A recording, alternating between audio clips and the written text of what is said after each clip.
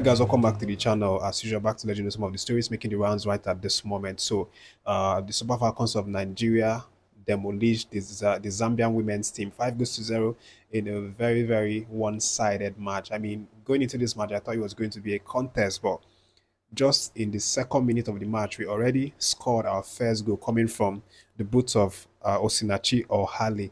And then in the 33rd minute, I beg your pardon, Okoronkwo Esther scored a goal. And then Iezo scored in the 45th, Demian scored in the 68th, and then Ija Milisu scored in the 90 plus 1 minute. Esther Okoronkwo was particularly top notch tonight. I think this is arguably her best performance so far in this campaign. She scored a goal, created 2 assists, putting up a man of the match performance to help the ladies get the victory tonight. And leading into that game, of course, I made a previous video where I talked a little bit about the match and how the Zambian people were raking online. They were, all over social media saying all kinds of things.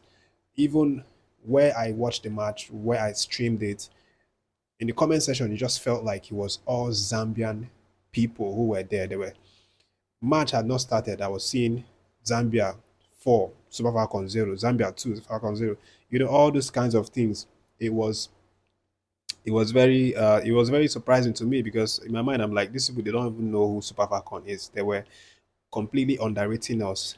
They got in way over their heads because they felt they had a chance because of their forward players. Of course, Barbara, who's the current African Footballer of the Year, women's category. She was obviously in line to play the game. She did well. To be fair, she tried in the first 10 minutes, first 10-15 minutes. I thought that the Zambian team actually pushed a lot. We saw it in how they played. They were very quick. They were very cohesive. Their front attack, was very effective in terms of speed and threats that they brought to the Falcons of Nigeria.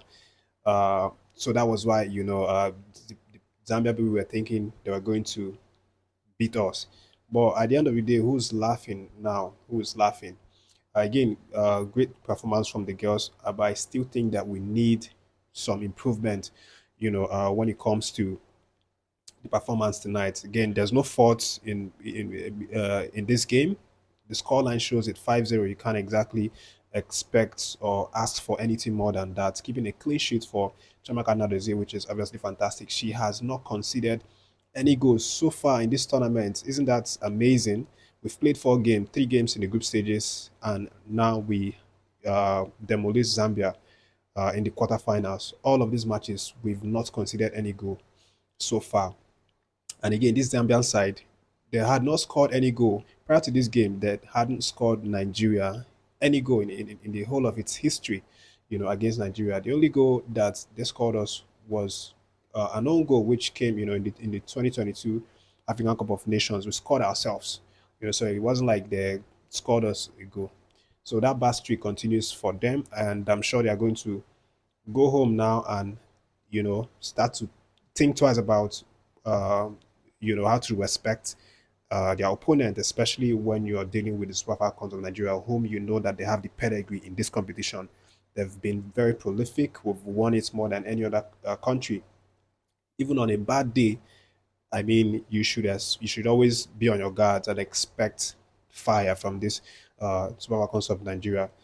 So that's what is happening right now. Again, we are going to, await our opponents who will meet in the semi-finals, which is going to be coming up in a couple of days from now. More of this is going to be coming here on this channel concerning it. But let's just talk about something else. Of course, Eric Chelle, is in the news.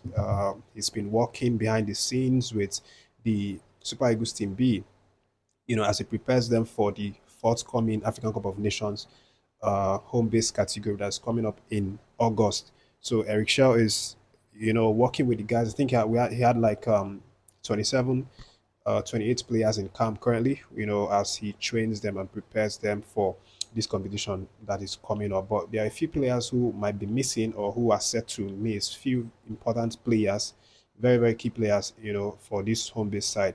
I'm talking about the likes of Savior, Isaac, And I think we had a couple of other, home-based stars who will not be playing because they have signed for a foreign-based club. So this is going to be a big blow for the team entirely. Of course, Eric Chelle now has the responsibility to try to look for a replacement for these guys who will not be going with the team. So as far as the preparation, Coach Eric Chelle has played a couple of friendlies, a couple of indoor friendlies with local MPFL clubs. The first match was a couple of days ago against Remo Stars Football Club. They won that game narrowly, 1 goal to 0 in the dying minute of the match, and then they also played a much recent friendly. I think this one happened yesterday. It was against Ojodu City, and the Super Eagles team B won that 1 2 goals to 0. So the preparation continues, and the coach is hoping to prepare the best squad ahead of this the matches coming up in August, the competition properly. But also he intends to use this opportunity to see how to experiment on different formation, different tactics, different plans, so that when the Super Eagles, gets called up again to action in September for the World Cup qualifying series, he's going to have one or two, three formations or plans up his sleeves to help get results, for the Super Eagles. But while they are preparing, for that one, the coach also took time to speak with the media, and he talked about a lot of things. But specifically, I want to share what he said about the mentality, the winning formula, winning mentality that he's been able to create for the Super Eagles of Nigeria. Whether we like it or not, he has been successful since he took over the job. He has played 5 games. He hasn't lost anyone. He won 3 and then drawn 2. So this is the start for Kucharik Shell. But I mean, at the end of the day, it's more than a decent record to have. So the coach spoke about it, and he said, that the secret is that he is very strict, with these players in terms of when they need to come to training, what they need to come with, in terms of like phones or any kind of distractions. He's very strict with them, and has been designed to get the best out of the players. Let me just read this in his own words. He said that the first rule in training at 9 a.m., meeting in the locker room at 8:30 a.m. If at 8:31 a.m. Osimhen, Ibrahimovic, Platini, Zidane, or Pele arrive late, there must be a sanction. It's mandatory. It's a matter of respect for the institution and especially for the other players.